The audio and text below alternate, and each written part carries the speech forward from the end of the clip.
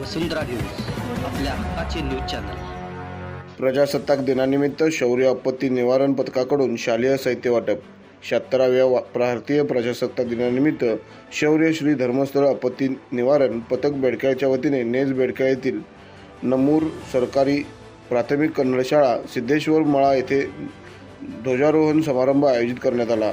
राष्ट्रपिता महात्मा गांधी, घटनेचे शिल्पकार डॉक्टर बाबासाहेब आंबेडकर व क्रांतीवीर संगोळी रायांना यांच्या तैलचित्रांना वंदन करून ध्वजारोहण करण्यात आले।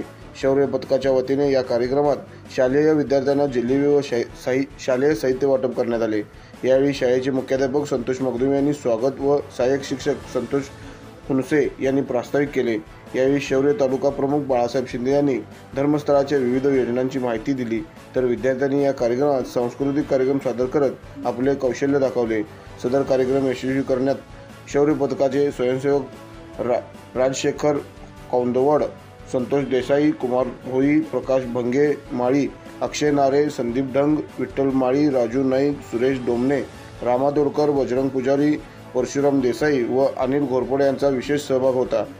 या कार्यक्रमास परिसरातील नागरिक, पालकवर्ग व SDMCचे सदस्य उपस्थित होते। तर शेवटी आभार SDMCचे अध्यक्ष प्रकाश भंगे यांनी मानले। चॅनलला सबस्क्राइब करा आणि परिसरातील ताज्या घडामोडी सर्वात आधी बघण्यासाठी बेल आयकॉनला क्लिक करा।